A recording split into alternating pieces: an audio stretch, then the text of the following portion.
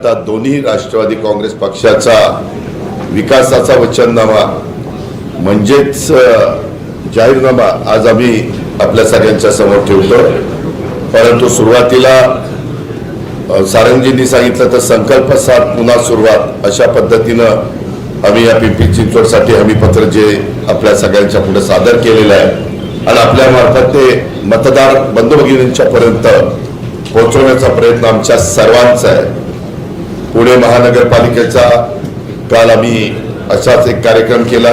मागे तुम्हाला आठवत असेल मी तुम्हाला सांगितलेलं होतं की इथं काय गैरप्रकार चाललेले याचा अवपोह केला, परंतु मतदारांचा असं असतं, पत्रकार मित्रांचा असं असतं की बाबा तुम्ही ठीक आहे त्यांचा जे काही पंचनामा केला, अवपोह केला, जे काही चुका दाखवल्या तुम्ही काय करणार, तर ते आता आम्ही सगळे काय करणार ते सांगू इच्छितो। मित्रांनो, पिंपरी चिंचवड शहर काही एका दिवसात उभं राहिलेलं नाहीये।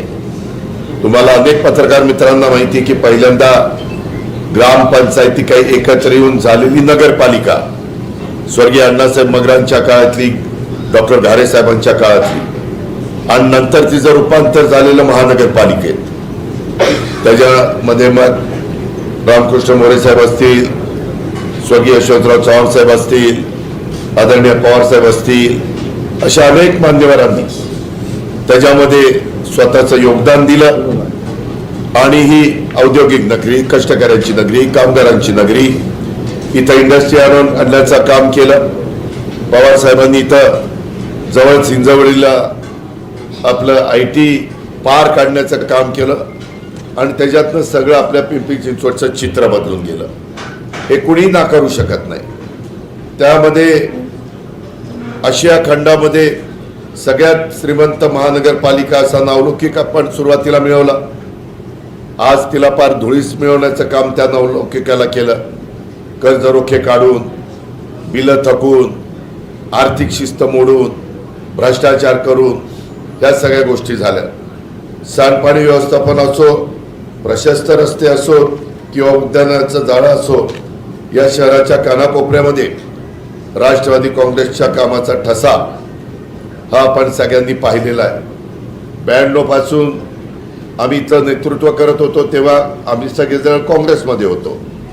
92 ते 99 काँग्रेसमध्ये काम करत असताना आम्ही या शहराचा सर्वांगीण विकास करण्याचा प्रयत्न केला, पण 99 ते 2017 जोपर्यंत आमच्याकडं सूत्र होती तोपर्यंत राष्ट्रवादी काँग्रेस पक्षाने या शहराचा चेहरामोहरा बदलण्याचा प्रयत्न त्या ठिकाणी केला, ही वस्तुस्थिती आहे। आणि पवार साहेबांच्या दूरच्या दृष्टीमुळे या शहराची उद्योग नगरी बरोबरच हिंजवडीच्या रूपाने IT सिटी म्हणून देखील ओळख संपूर्ण जगात झाली, संपूर्ण देशामध्ये झाली, हेही आपण बघितलं। गेल्या 9 वर्षाचा साधारण गोषवारा या शहराची अवस्था काय झाली हे आपण सर्व उघड्या डोळ्यांनी पाहतोय।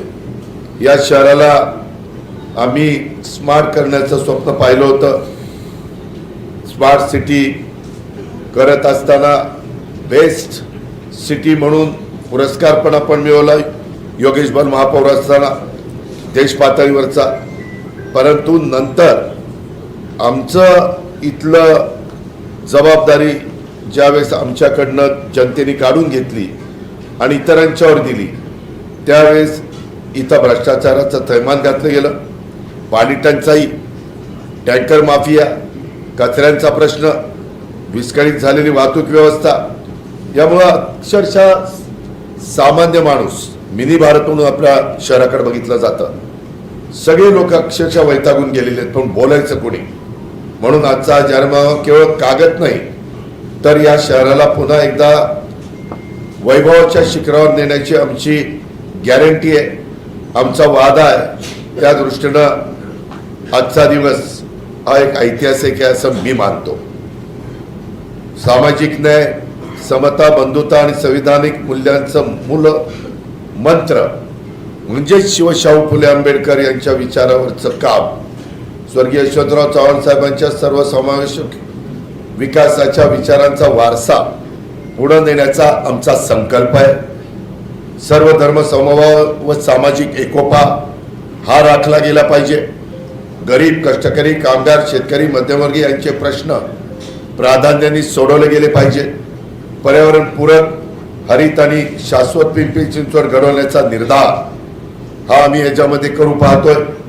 लोकप्रतिनिधी, नागरिक आणि प्रशासन यांच्यात विश्वासाचं नातं निर्माण झालं पाहिजे. भ्रष्टाचार मुक्त, पारदर्शक आणि उत्तरदायी महानगरपालिका ह्याचं प्रशासन लोकांना मिळालं पाहिजे. निर्णय प्रक्रियेमध्ये नागरिकांचा सहभाग वाढवण्याचा आमचा प्रयत्न आहे. एकजुटीची आणि जबाबदारीची भूमिका, दोन्ही राष्ट्रवादी काँग्रेस पक्षाची संयुक्त ताकद पिंपरी चिंचवड महानगरपालिकेच्या हितासाठी आम्ही मतभेद बाजूला ठेवून विकासासाठी एकत्र आलेलो. आमच्या जाहीरनाम्यामध्ये आम्ही काही महत्त्वाच्या गोष्टीवर जाणीवपूर्वक भर दिलेला आहे. नियमित पाणी पुरवठा, रोज आमच्या नागरिकांना कॉर्पोरेशनचं पाणी नळाद्वारे मिळालं पाहिजे. टँकर मुक्त आपली महानगरपालिका आम्ही करणार आहोत. प्रशस्त रस्ते हे आम्ही आमच्या काळात केले. नंतर यांनी काय केलं, शहाण्यांनी त्या रस्त्यामध्ये मोठे मोठे फुटपाथ केले आणि मोठे रस्ते छोटे करण्याचं काम केलं. असली यांची डोकी. आणि त्याच्यातनं वाहतुकीची कोंडी वाढली. त्याच्यामुळं प्रदूषण कमी करायला पाहिजे. तुम्हाला माहिती नाही किंवा असेल, पण प्रदूषण म्हणजे हवेच्या संदर्भात 30 कोटी रुपये खर्च केले. पैसे कुठं गेले, कुणाला मिळाले आणि काय प्रदूषण कमी झालं. उलट आत्ता तुम्ही जर रेकॉर्ड काढलं तर आपलं पिंपरी चिंचवडचं प्रदूषण वाढलंय. त्याच्यामध्ये साधारण शहरातील अनधिकृत बांधकामाचा प्रश्न आपल्याला मार्गी लागावा लागेल. गरिबांना हक्काची घरं मिळवून देणं हा एक महत्त्वाचा प्रश्न आहे. पूर्वीच्या काळामध्ये आम्ही भाटनगर उभं केलं. एवढी दयनीय अवस्था आहे त्या भाटनगरची. तिथं नीट जिने राहिले नाही, नीट खिडक्या राहिले नाहीत, दारं राहिली नाहीत. अवस्था इतकी वाईट आहे की स्ट्रक्चरल ऑडिट केलं तर ते सांगतील हे त्याचा पुनर्विकास करण्याची गरज आहे. तशा पद्धतीनं आपल्याला ते करावं लागणार आहे. त्याचबरोबर आरोग्य आणि महिला सुरक्षा सक्षमीकरण आणि शिक्षण, हे शिक्षणात सातत्याने बदल होत आहेत. AIचं शिक्षण असेल, CBSEचं शिक्षण गोरगरिबांना पण देण्याचं काम असेल, काही इंग्रजी माध्यमातनं मराठी चांगलं येऊनच तेही काम करायचं असेल. हा जाहीरनामा फक्त कागदावरचा शब्द नाही तर पिंपरी चिंचवडच्या विकासाची ब्लूप्रिंट आहे. आमचा जाहीरनामा हा फक्त वचनांचा संग्रह नाही तर तुमच्या समस्या सोडवण्यासाठीचा रोडमॅप आहे. वास्तविक 2017ला जे प्रमुख म्हणून सत्तेवर आले त्यांच्या जाहीरनाम्यातल्या किती गोष्टी त्यांनी पूर्ण केल्या जरा पहा. कुठल्याही गोष्टीला ते पूर्णत्वाला नेऊ शकले नाही. आम्ही जर जनतेने आम्हाला प्रतिनिधित्व करण्याची संधी द्यावी, दोन्ही राष्ट्रवादीला शहरात लोकाभिमुख कारभार आम्ही करू. मी स्वतः या शहराशी गेल्या 35 वर्षापासून जोडला गेलेलो आहे. इथली माती, इथले लोक माझे. तुम्ही आम्हाला साथ द्या. आम्ही पिंपरी चिंचवडला जागतिक दर्जाचं शहर बनू. एक उत्तम खासदार या नात्याने डॉक्टर कोल्हेंचं पण योगदान त्याच्यामध्ये राहील, कारण तेही या भागाचं प्रतिनिधित्व करतायत. बाकीचे आम्ही सहकारी आहे. या पद्धतीनं मित्रांनो आम्हाला सगळ्यांना पुढं जायचं आहे हे मी आवर्जून तुम्हाला सगळ्यांना या निमित्तानं सांगू इच्छितो.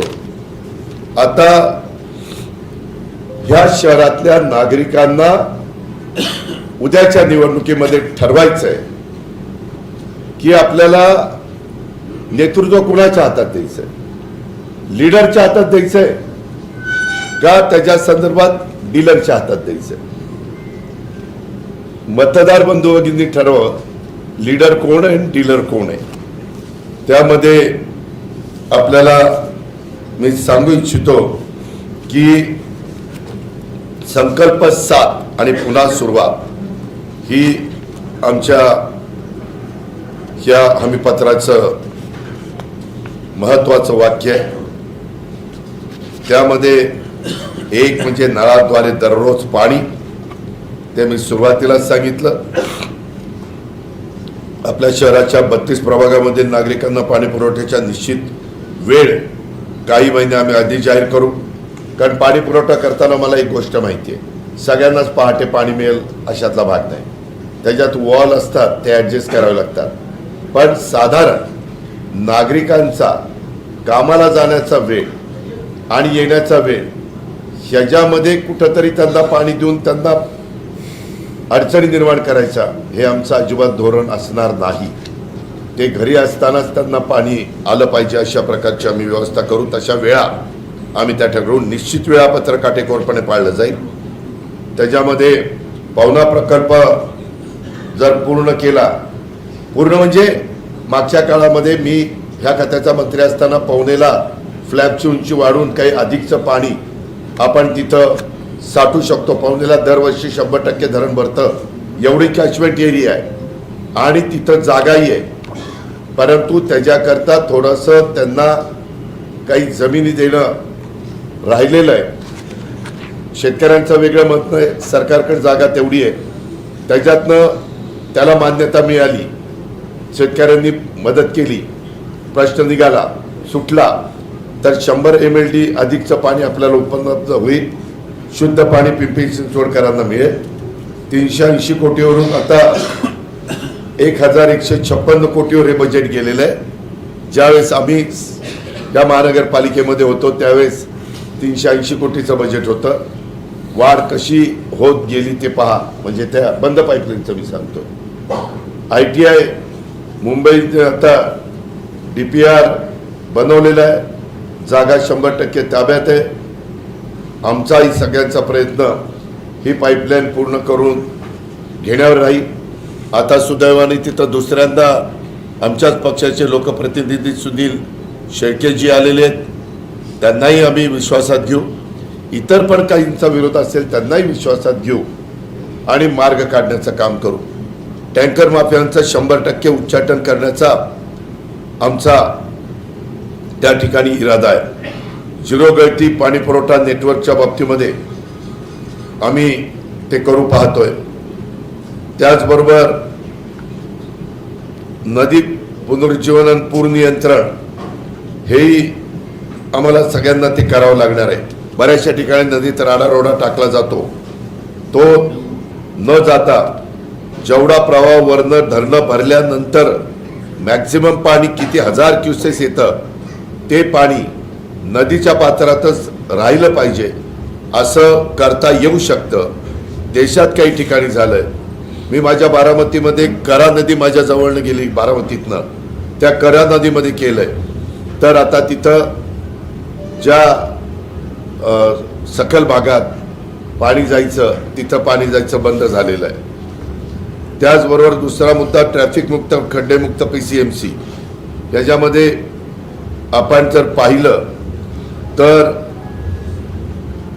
2 वर्षाच्या कालावधीत कनेक्टिव्हिटी प्रकल्प आम्ही पूर्ण करायचं हमी देतोय. Nigdi Ravet Wakad tech corridor IT कर्मचाऱ्यांना होणारा वाहतूक कोंडीचा त्रास कमी करण्यासाठी, महामार्गातील अडथळे टाळण्यासाठी मेट्रो सहित एलिव्हेटेड रोड हा आम्ही करणार. मोशी चिखली तळवडे ग्रोथ कॉरिडॉर वेगाने वाढणाऱ्या निवासी पट्ट्यासाठी तळवडे चौक, चिखली चौक ते कुदळवाडी चौक, देव आळंदी रस्ता येथे फ्लायओव्हर बांधणार व मोहित पुलाची रुंदी त्या ठिकाणी वाढवणार.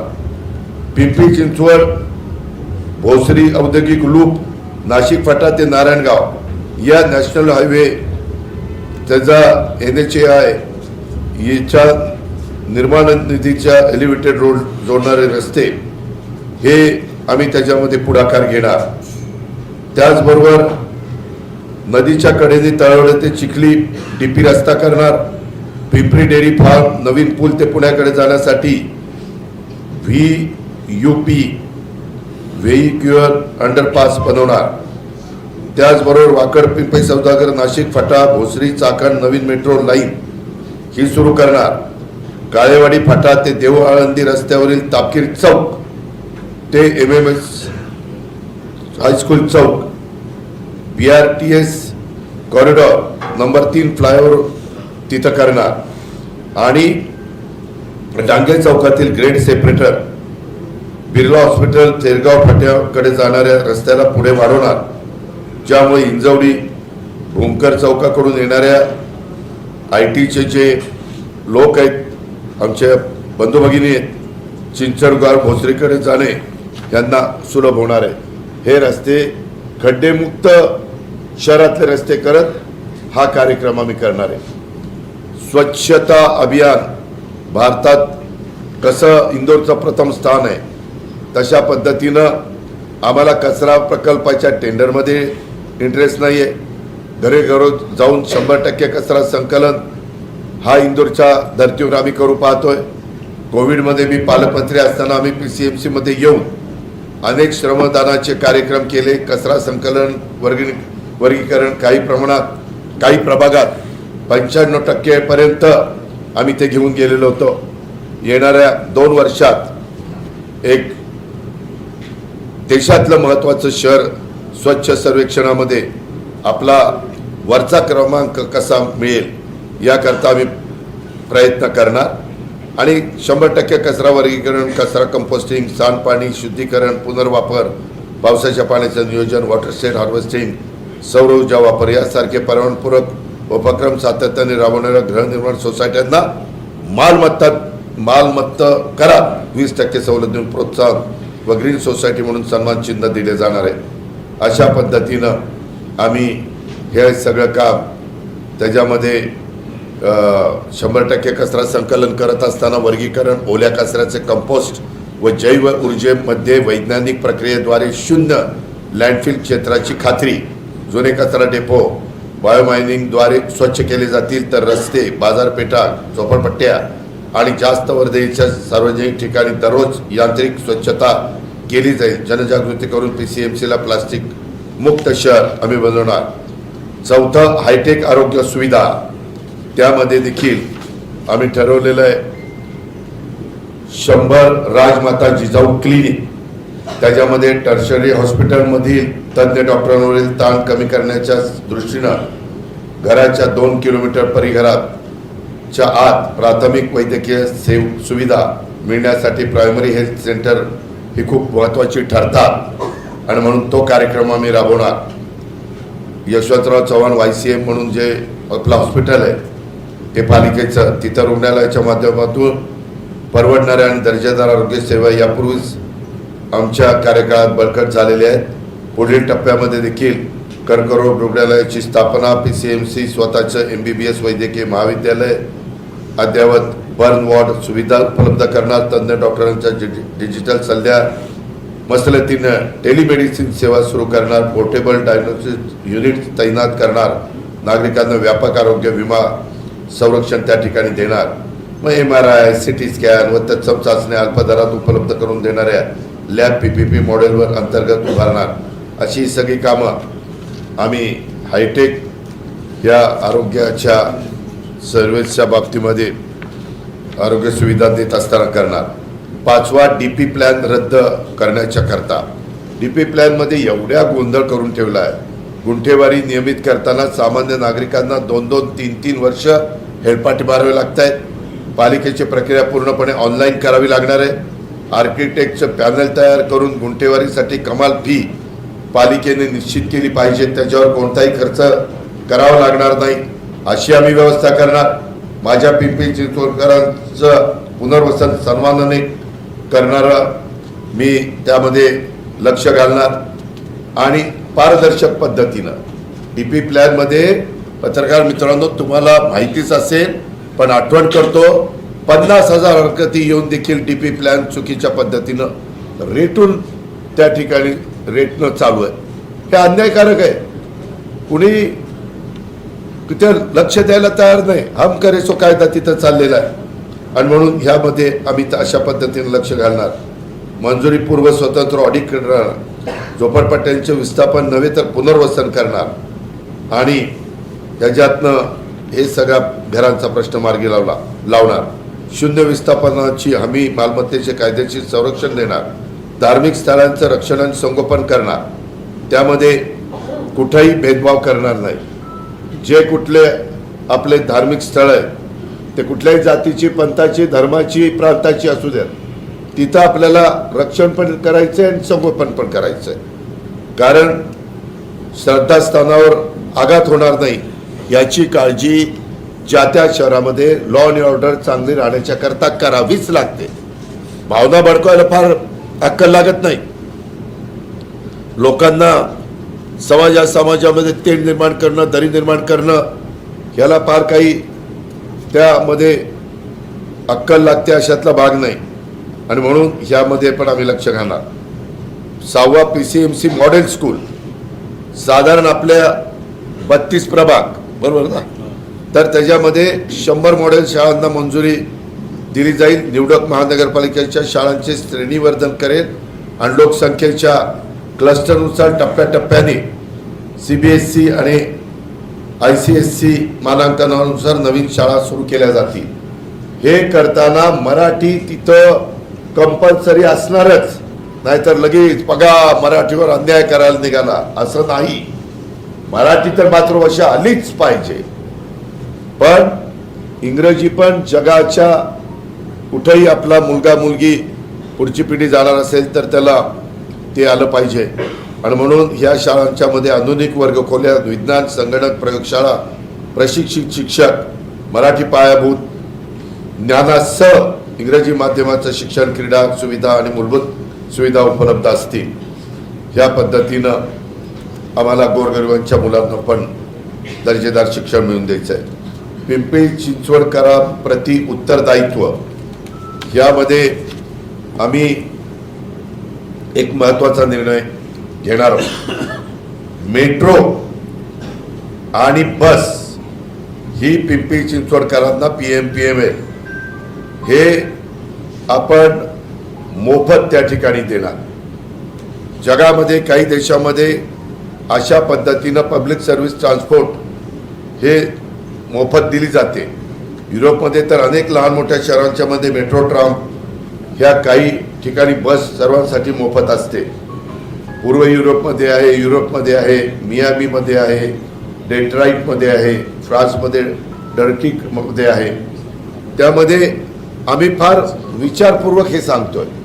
ही निवडणुकीची घोषणा नाही, ही अंमलबजावणी जसं आम्ही लाडक्या बहिणीची योजना आणली किंवा वीजमाफीची योजना आणली ती आमची चालू आहे. त्यामध्ये 8.5 लाख कोटीमध्ये आम्ही जवळपास या सगळ्या योजनांच्या मध्ये 10% रक्कम खर्च करतो सरकार म्हणून. तसं आपलं इथलं यंदाचं बजेट होतं 9,600 कोटीचं. साधारण आम्ही काढलं रोजचे 35 लाख रुपये महामेट्रोला आपल्या पिंपरी चिंचवडच्या स्टेशनमधून तिकीट विक्रीतनं मिळतात. म्हणजे महिन्याला 10 कोटी. PMC अधिक PCMC आम्ही ज्यावेळेस PMT PCMT कंपनी एकत्र केली त्यावेळेस PMCचा हिस्सा ठेवला 60% आणि आपला ठेवला 40%. प्रवासी संख्या तशीच आपण धरूया. दर महिन्याला PCMC मधून तिकिटाचं उत्पन्न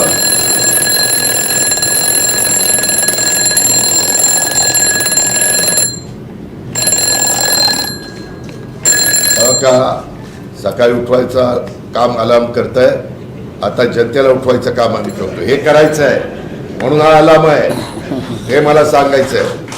तर त्यामध्ये दर महिन्याला PCMC मधून तिकिटाचं उत्पन्न साधारण 4 कोटी रुपये त्या ठिकाणी मिळतं. मी मगाशी सांगितलं 10 कोटी ते PMC आणि PCMC 60-40 त्या 4 कोटी मिळतं. त्यातून AFC गेटचा खर्च, कॅशियरचा खर्च, तिकीट विक्रीचा खर्च, स्टाफचा खर्च, तिकीट चेकिंगचा खर्च, त्या स्टाफचा खर्च, सिक्युरिटी बाउन्सरचा पगार, तिकीट किंवा स्मार्ट कार्डचा खर्च हे वजा केलं तर मला वाटतं PCMCला दर महिन्याला 3-3.5 कोटी रुपये खर्च पडेल. आपण पुणे आणि पिंपरी चिंचवडमधून साधारण 50 ते 60 कोटी PMPMLला तिकीट विक्रीतनं महिन्याला उत्पन्न मिळतं. पण 38 कोटी रुपये फक्त सॅलरीचा खर्च तिथं होतो. 50 कोटी साधारण 40% जर धरलं तर त्याच्यातून आपल्या वाट्याला येतात 20 कोटी PCMCला. त्यातून तिकीट छपाई, कंडक्टर पगार, तिकीट चेकिंग स्टाफ पगार, ॲप, सॉफ्टवेअर, इतर काही वजा केले तर आपल्याला साधारण 15 कोटी रुपये PMPML ला द्यावे लागतात। अशा पद्धतीनं आपण जर ठरवलं तर मी मगाशी सांगितलं त्या पद्धतीनं हे मेट्रोचे 3 कोटी आणि PMMLचे 15 कोटी असे 18 कोटी रुपये आपण महिन्याला दिले तर वर्षाला 216 कोटी रुपये होतात। PCMCचं बजेट यंदाचं 9,675 कोटी रुपये होतं।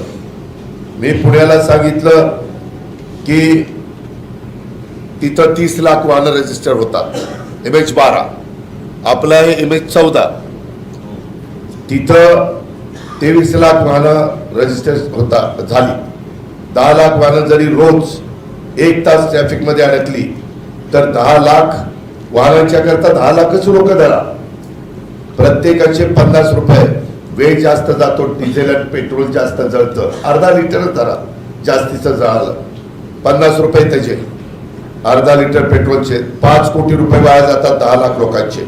मॅन आवरचे 150 रुपये तास धरला तर त्याचे आपण रोज 10 लाख लोकांचे 15 कोटी रुपये होतात, असे 20 कोटी रुपये आणि दररोजच्या ट्रॅफिकमुळे वाया जात आहेत, म्हणजे 600 कोटी महिन्याचे आणि वर्षाचे बघितले तर माझ्या पिंपरी चिंचवडकरांच्या खिशातून 7,200 कोटी रुपयाचं नुकसान त्यांचं होत आहे। मग महानगरपालिकेला आमचे नागरिक जो कर भरतात त्यांचा रोजचा प्रवास सुकर व्हावा, प्रदूषण कमी व्हावं, त्याच्यामध्ये ट्रॅफिक जाम होतो, ती वाहनांची संख्या कमी झाल्यावरती होणार नाही, शिवाय नागरिकांना मोफत हा प्रवास मिळणार। ते 7,200 कोटी रुपये वाचवायचे म्हटले तर एवढे पैसे द्यायला 216 कोटी रुपये काहीच अडचण नाही। ते आपल्या बजेटच्या फक्त 2 ते 2.25% आणि आपल्याला इथून पुढे पारदर्शक कारभार करायचा, त्याच्यामुळे बरेच टक्के आपले वाचणार आहेत, ते काळजीच करू नका। आणि हा प्रवास मोफत केल्याने खाजगी वाहनांचा वापर कमी होऊन वाहतुकीची कोंडी सुटणार आहे, वायू प्रदूषणात लक्षणीय घट होणार आहे, कारण एवढी वाहनं कमी आल्यानंतर लोक बसणार आहेत ते इलेक्ट्रिक मेट्रोमध्ये बसणार आहेत, प्रदूषण नाही, ई-व्हेकल किंवा CNG बसमध्ये बसणार आहे, तिथेही प्रदूषण नाही, वेळ, इंधन आणि आर्थिक संसाधनांची बचत होईल, सामाजिक समता आणि समाज शहरी विकासासाठी हे महत्वाचं आहे।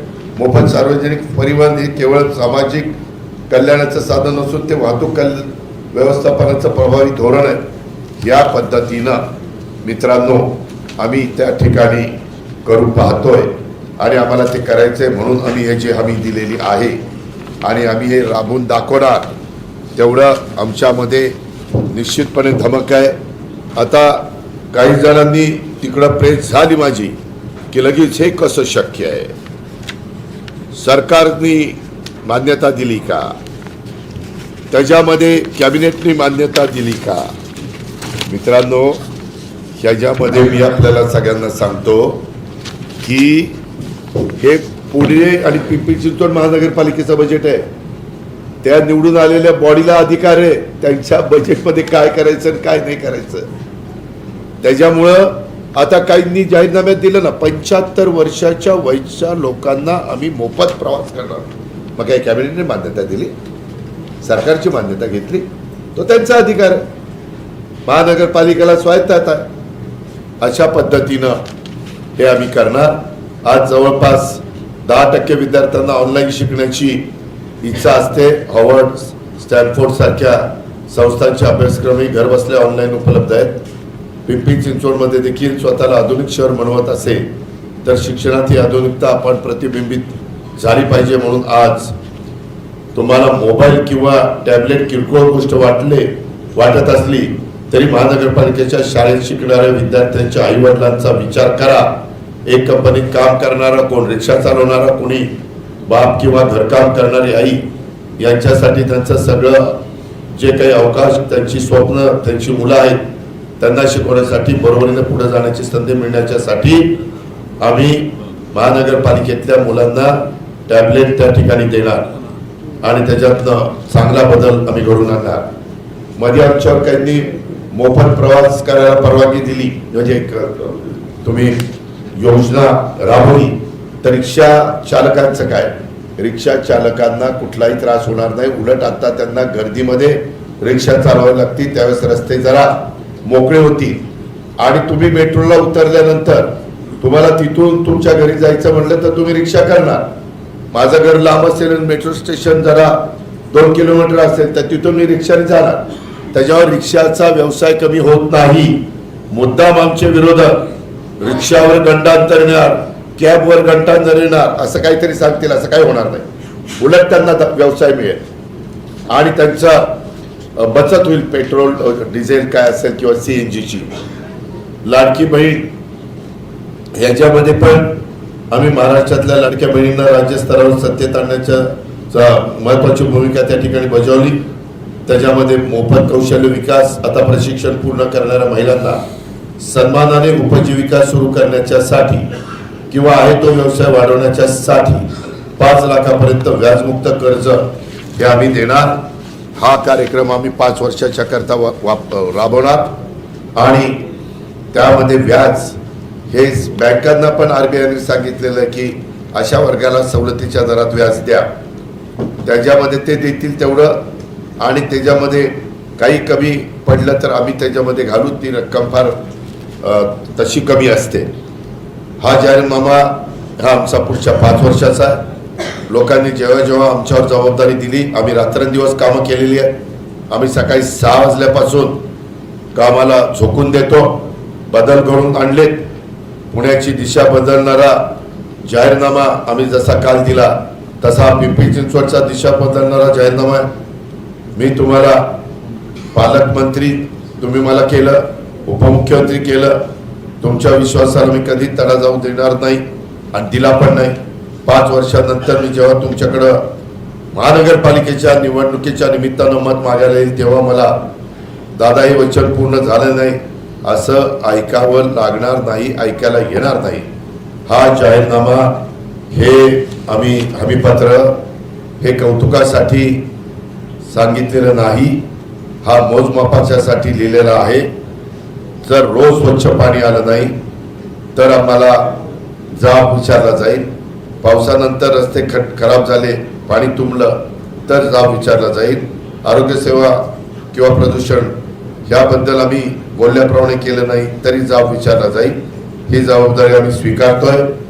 मला ऐकायचं आहे दादा ही कामं पूर्ण झाली, आता याच्या पुढं काय? हा मी स्वतःसाठी ठरवलेला निकष आहे असं माझं आपल्याला सगळ्यांना स्पष्ट सांगणं आहे. आणि ते कुठल्याही परिस्थितीमध्ये आम्ही पिंपरी चिंचवडच्या परिसरामध्ये करून दाखवणार. 2017 तर सुरुवातीला 1992 त्या 25 वर्षात दाखवलेला आहे. त्याच्यावर आमची 25 वर्षाची कारकीर्द नागरिकांनी डोळ्यासमोर आणावी आणि आताच्या कारभाऱ्यांची 9 वर्षाची कारकीर्द डोळ्यासमोर आणावी. लोकांनाच कळेल जे दहशत, जे गुंडगिरी, जी दादागिरी, जे काही लोकांना भीती घालण्याचं काम चाललेलं आहे, ह्याला अक्षरशः लोक कंटाळलेली आहेत. लोकांना पर्याय हवा आणि तो पर्याय दोन्ही राष्ट्रवादी काँग्रेस पक्ष हे आमच्या या सर्व उमेदवारांच्या साक्षीनं आम्ही तुम्हाला देतोय. हेच मला आजच्या या संकल्प साथ पुन्हा सुरुवात या निमित्तानं सांगायचं होतं, ते मी सांगितलेलं आहे. धन्यवाद. तू बोल ना.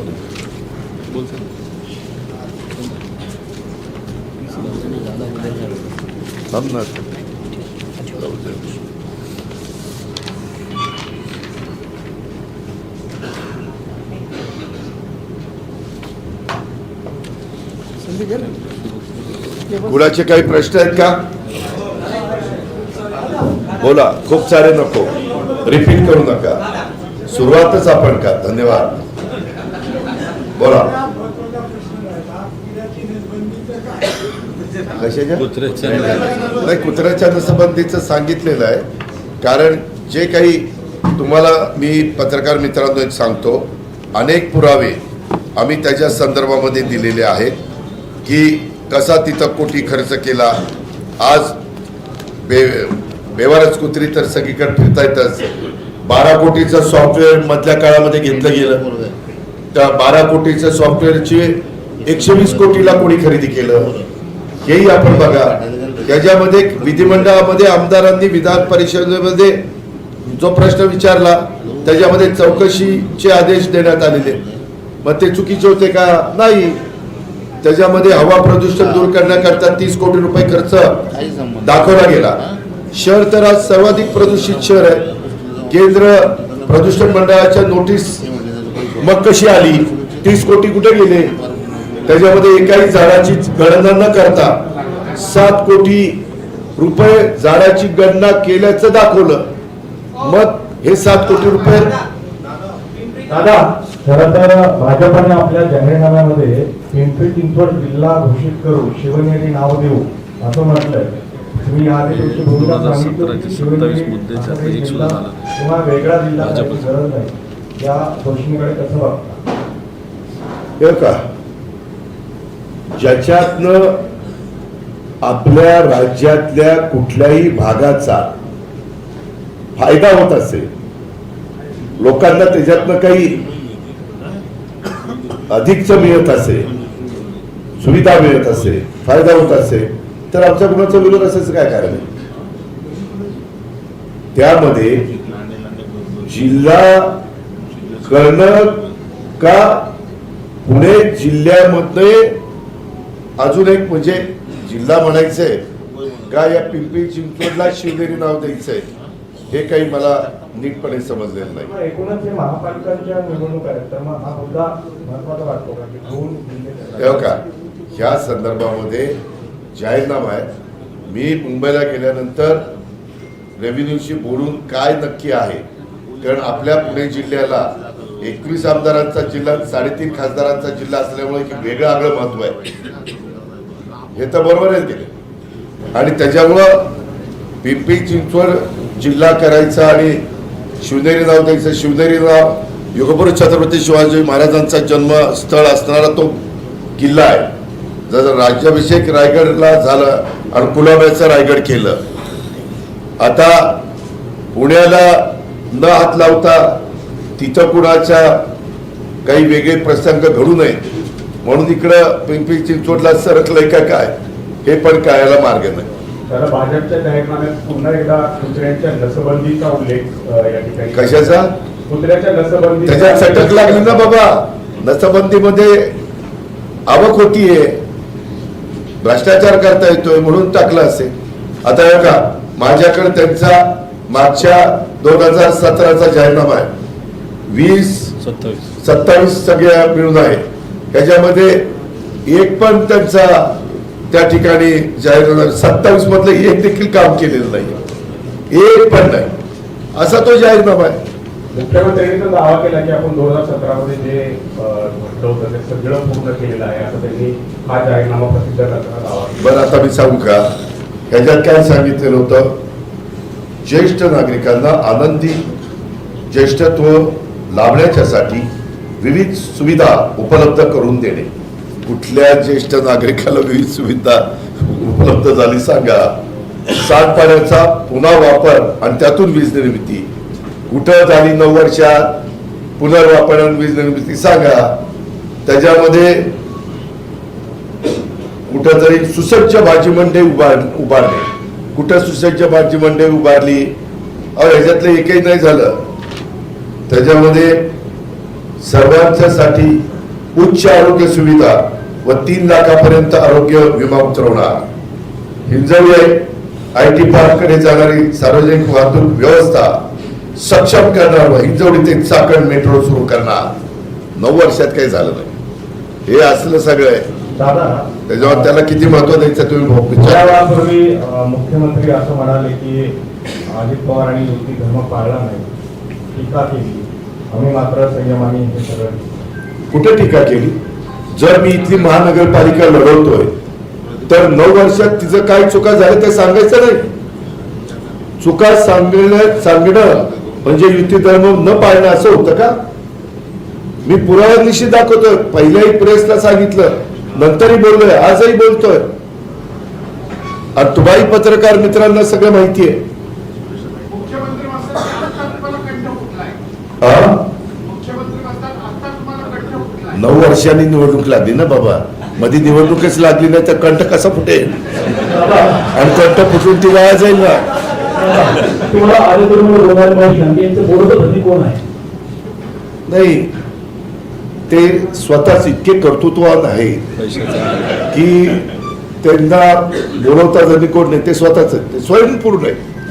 वसुलीचे लोक स्वयंपूर्ण असतात.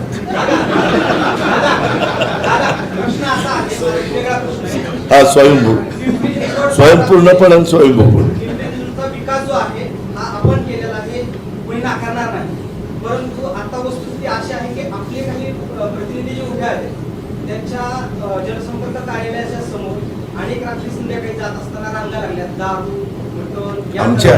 हो हो, बरेच प्रभागातून गेले. येऊन ते नागरिक म्हणून, पत्रकार म्हणून विचारतात की नागरिक म्हणून मी तुम्हाला विचारतोय की अनेक ठिकाणी असे रांगा लागले. आपण बंदोबस्तासाठी सांगणार का? नाही, निवडणूक आचारसंहितेच्या काळामध्ये कुणालाही तसं सांगता येत नाही. त्यांना डायरेक्शन असतात निवडणूक आयोगाच्या. पोलिसांनी काय करायचं, काय नाही करायचं, हे सगळे कोड ऑफ कंडक्ट मध्ये आहे ना बाबा. आम्ही कसं तिथं हस्तक्षेप, उलट आम्ही काय करायला गेलो तर यांनी आचारसंहितेचा भंग केला म्हणून आमच्यावर कारवाई होईल. ऐका ना, काल महेशदादा असं म्हटले की आपण एकत्र बसू, एकत्र म्हणजे तुम्ही आणि महेशदादा आणि पिंपरी चिंचवडच्या विकासाबाबत चर्चा करू. त्याच्यावर तुमचं मत काय? आता 9 वर्षात तुला सुचलं नाही ना, आताच काय सुचायला लागले? अरे बाबा, 9 वर्षात जे झालं नाही, जे काही इथं सगळं जे झालं, आम्ही जे आरोप केले त्याचं उत्तर दिलंय का कुणी? जे काही आम्ही 70 लाखाचा ब्रिज 7 कोटीपर्यंत जातो, 12 कोटीचे सॉफ्टवेअर 120 कोटीपर्यंत जातात, झाडं गणना न करता 7 कोटी त्याला खर्च करता, 30 कोटी हवा शुद्धीकरणाकरता खर्च करता, आणि बाकीचे तर एवढे टेंडर काढून तिथं कर्जबाजारी आपल्या महानगरपालिकेला केले. हे ह्याचं उत्तर द्या ना. त्याच्यामध्ये बिल 4000 कोटीची थकली, त्याचं उत्तर द्या ना. मूलभूत गरजा आपल्या शहराच्या पूर्ण केल्यात का? नाही केल्या. दुसरा प्रश्न, तुम्ही कॅन्सल करणार? मी सांगितलं ना की त्या संदर्भामध्ये नवनिर्वाचित नगरसेवकांशी चर्चा करून त्यांचं काय मत आहे, या क्षेत्रात ज्यांनी काम उत्तम केलेले पण आज रिटायर झालेले त्यांचं काय म्हणणं आहे, ह्या क्षेत्राचा अभ्यास असणारे आत्ताचे काम करणारे जे त्यांचं काय मत आहे, जे आपल्या शहराच्या सर्वांगीण विकासाच्या दृष्टीनं महत्त्वाचं असेल, आणि माझे छोटे शेतकरी म्हणजे छोटे भूधारक यांना त्याच्यामध्ये टार्गेट केले, मोठ्यांना बड्यांना त्याच्यातनं बाजूला काढून छोट्यांच्यावर आरक्षण टाकली, ती आम्हाला दूर करायची. महापालिकेमध्ये रात्रीच्या वेळेला महिलेला मुंबई कामगारासाठी पाठवलं जाते, परंतु तुम्ही वारंवार सांगतात की महिला सुरक्षित संदर्भात आता महिला सुरक्षित राहतील काय? नाही राहणार. परवा मला माहिती ह्याच कलासागरमध्ये भेटलेल्या होत्या, त्या म्हणले दादा अलीकडेच ते सुरू केलं. मी त्यांच्याबद्दल संबंधितांना विचारलं, ते म्हणले कॉन्ट्रॅक्टच्या महिला आहेत, पण कॉन्ट्रॅक्टरनी पण ज्यांनी कॉन्ट्रॅक्ट घेतलंय हे स्वच्छता पुरवायचे, त्यांनी अशा पद्धतीनं रात्री 10 ते 6 असं काहीतरी ते टायमिंग ठेवलंय. हे फार ऑड आहे, हे असं कुठंच नसतं. त्याच्यामुळं त्या संदर्भात हस्तक्षेप केला गेला पाहिजे. दादा पिंपळ ढोबळेने आरोप केलेला आहे महिलांवर, मंदारदेव महाराजांच्या कानपटीत बंदूक लावून त्यांची एनओसी घेतली आपल्या घराची. त्या वक्तव्याचं तुम्ही चौकशी करणार? कुणाला बंदूक लावली? मंदारदेव महाराज देवस्थानचे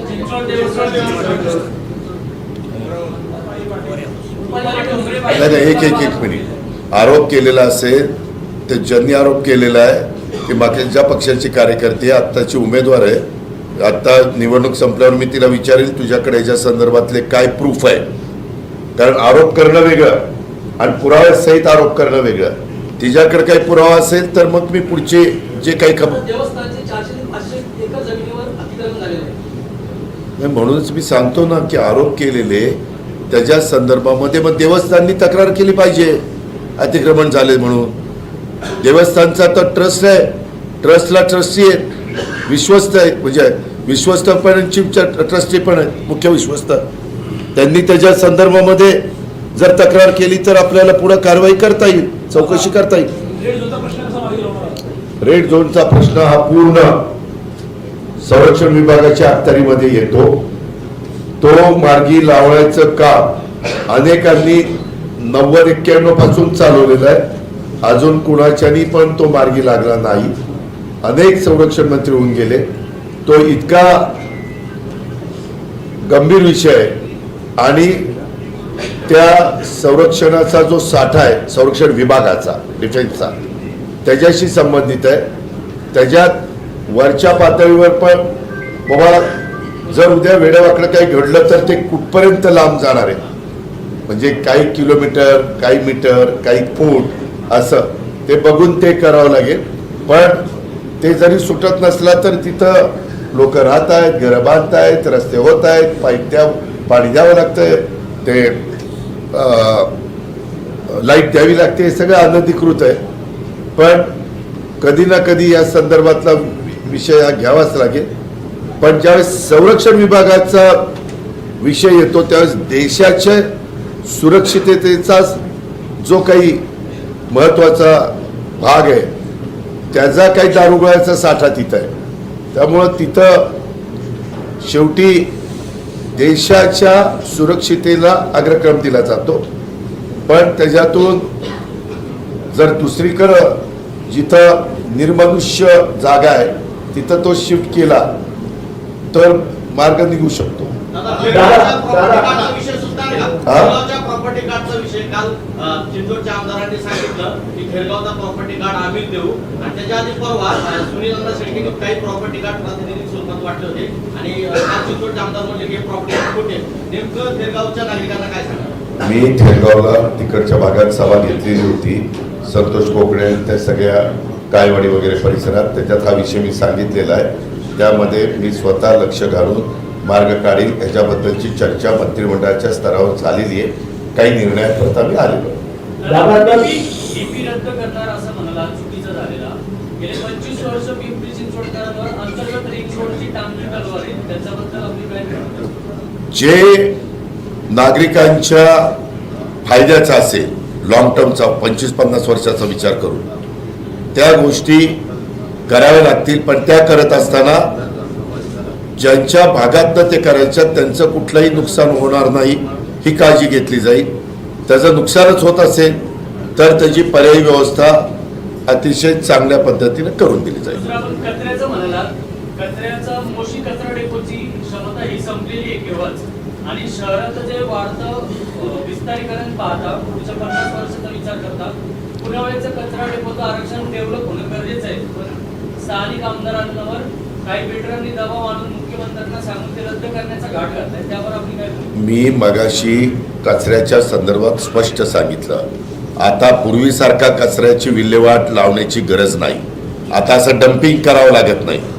आला कचरा की तिथल्या तिथं सोसायटीच्या एरियात पण देखील तुम्ही कचऱ्याचा छोटा प्लांट टाकून त्याची विल्हेवाट लावू शकता. अनेक प्रकार त्याच्यात निघालेले आहेत. आम्ही काही ठिकाणी ते राबवलेले आहे.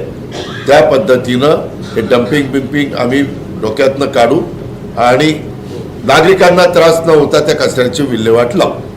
पिंपरी चिंचवड में सीएम साहब आए थे, उन्होंने कल ये बताया कि लाडली बहन योजना जो है उसके बाद में जो ये बहना है उनको लगभग योजना का लाभ दिया जाएगा. अभी आपने भी ये बोला कि 5 लाख तक की जो मदद है लाडली बहना वो दी जाएगी. सब दोनों योजना एक ही है, अलग अलग? नहीं.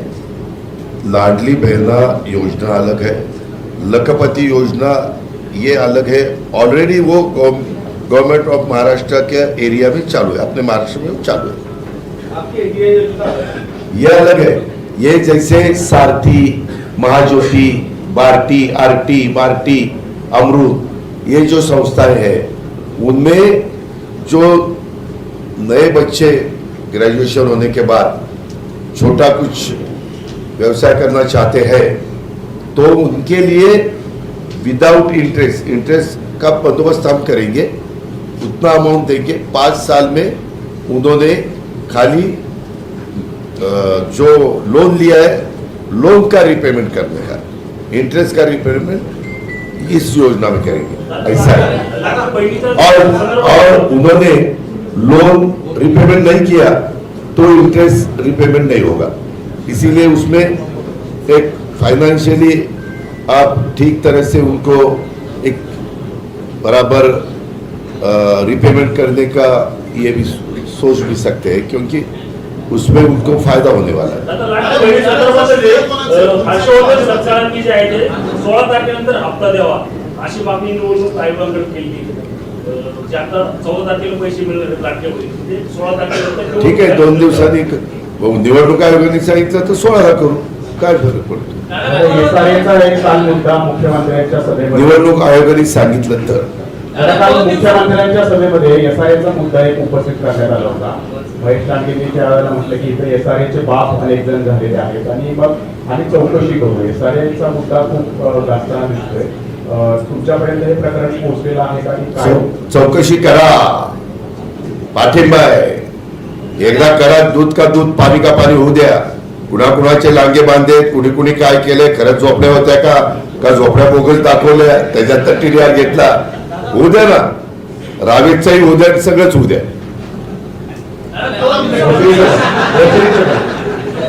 सगळं रावेत होऊ द्या, भोसरी होऊ द्या, पिंपरी होऊ द्या, चिंचवड होऊ द्या, काय आपलं कार्यक्षेत्रात जिथं जिथं एसआरएच्या स्कीम चालल्या ते सगळंच होऊ द्या। मी कधी चुकीचं समर्थन करणार नाही।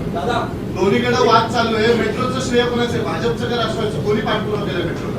मेट्रोला डॉक्टर मनमोहन सिंगांचं सरकार असताना त्याला मंजुरी दिली गेलेली होती। त्याच्यानंतर देशाचे पंतप्रधान नरेंद्र मोदी साहेब झाल्यावर त्याचं भूमिपूजन ॲग्रिकल्चर कॉलेज पुण्याला झालं, त्याला आम्ही कार्यक्रमाला हजर होतो। त्यावेळेस दोन्ही शहराचे महापौर राष्ट्रवादीचे तिथे स्टेजवर बसलेले होते, हे माहिती करता आपल्याला। 2 दिवसापूर्वी पिंपरीच्या आपल्या राष्ट्रवादीच्या उमेदवारांनी उपमहापौर कंकू वासवानी आणि संदीप वागेरे यांनी बनावट दारू पकडून दिली आहे शहरामध्ये। याकडे आपण कसं पाहता की आमिष कसं दाखवलं जाते आणि लोकांच्या जीवाशी खेळलं जाते?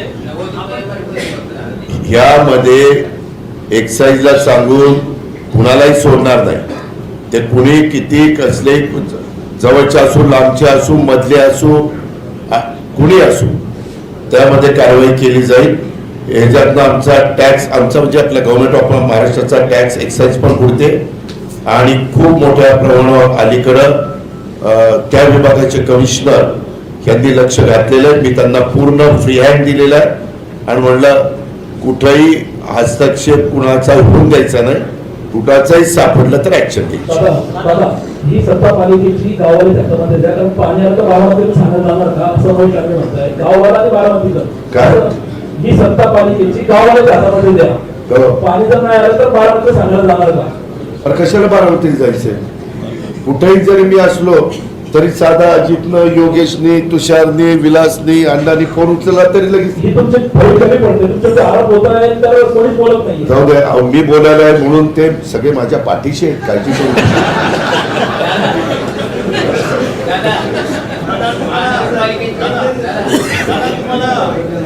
तुम्हाला केजीएफचं रॉकी बाय म्हणताय काय? यांनी तो पिक्चर बघितलेला नसेल, मी बघितलंय ते मी बोललो। मी सिनेमा बघितल्यावर सांगतो तर योग्य बोललाय का अयोग्य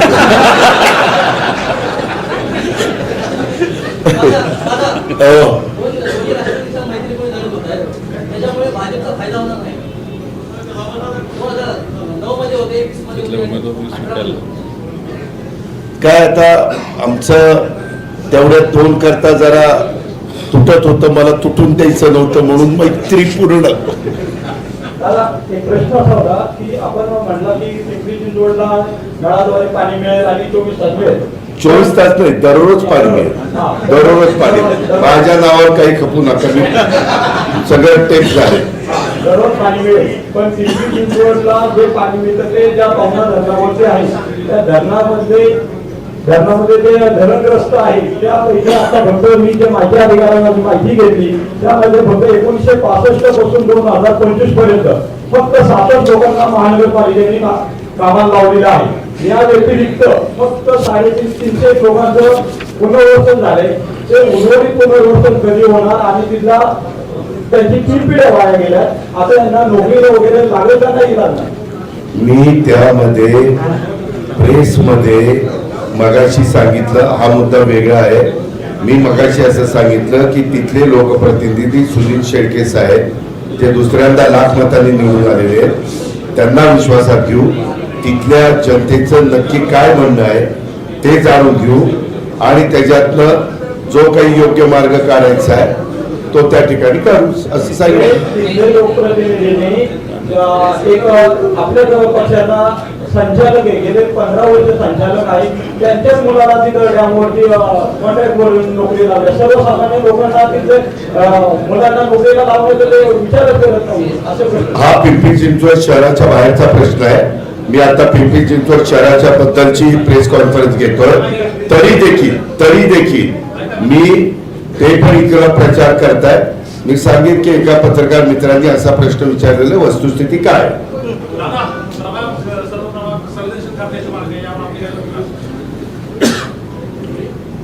मतदान शांततेने संयमाने कुठलाही दडपशाही न होता झालं पाहिजे आणि ते करण्याच्या करता कुठेही आपण म्हणजे जे काही निवडणूक आयोगाला त्याबद्दलचे निर्णय घ्यायचे असतील ते त्यांनी घ्यावेत आणि आपली जी परंपरा आहे शांततेच्या मार्गाची ती इतर राबवावी. उमेदवारांनी आपल्या पक्षाच्या उमेदवाराला पाठिंबा दर्शवला. नाही ठीक आहे, त्यांनी स्वतःचा प्रचारच करायचं बंद केलं तर काय घेऊन बसलं? नाही ते आपल्यासोबत बरोबर, मग तेच म्हणतोय त्यांनी त्याचा स्वतःचा प्रचार करायचं बंद केलं याचा अर्थ तो त्याच्यातनं त्याचं नाव राहणार पण तो त्यांनी सपोर्ट केलेला आहे आणि तो प्रचार पण करतोय. कोरोनामध्ये दत्ताकात गेले त्यावेळेस गेले दत्ताकाच्या मुलाला तुम्ही तिकीट दिलं पण त्यावेळेसच्या मुलाला तिकीट नाही दिलं. 1 2 पूर्ण निवडणुकीत तुम्ही एकही मुस्लिम उमेदवार दिलं नाही. त्या संदर्भामध्ये आम्ही आझमबाईच्या मुलालाच तिकीट देत होतो. मी त्यांना सांगितलेलं पण होतं, तो तयार पण झाला होता. परंतु तिथं 4था उमेदवार ज्या ताकदीचा पाहिजे होता तो त्या ठिकाणी मिळाला नाही. त्याच्यावर तिथं बाबर उमेदवार ठरले होते, आझमबाईंचा मुलगा उमेदवार ठरला होता, अजून एक उमेदवार ठरला होता. पण एक शेड्यूल कास्टची महिला उमेदवार आम्हाला पाहिजे होती, ती आम्हाला मिळाली. चांगली ताकदीची न मिळाल्यामुळं मग त्यांनी उभं राहायचं रद्द केलं. लास्ट क्षणाला झालं. दादा 16 तारखेला राष्ट्रवादीचे 60 उमेदवार निवडून आले आणि 5 कमी पडले तर तुम्ही भाजपची साथ घेणार आहे? कोण? तुमचे 60 उमेदवार निवडून आले राष्ट्रवादीचे एकत्र आणि तुम्हाला 5 नगरसेवक कमी पडले तर भाजपची साथ घेणार? नाही एक मिनिट मला एक सांगा, 128 जागा आहेत ना, 128. आत्ता फाईट कुणात आहे? फाईट कुणात आहे? 2 एनसीपी आणि भाजप. म्हणजे कुणाला तरी निम्म्याच्या पेक्षा जास्त जागा मिळणार ना. मग माझा दावा आहे जो मी आता हमीपत्र दिलेलं आहे, मी जे काही सांगतोय, जनता आमच्या पाठीशी उभे राहील. राष्ट्रवादीच्या ताब्यामध्ये इथली सूत्र देतील, त्याच्यामुळं कुणाचा ह्याचा पाठिंबा घ्या, त्याचा पाठिंबा घ्या, ह्याच्या कोबडा घ्या, त्याच्या कोबडा घ्या, काही करावं लागणार. चला आता बस, धन्यवाद. माझी सभा आहे बीडची.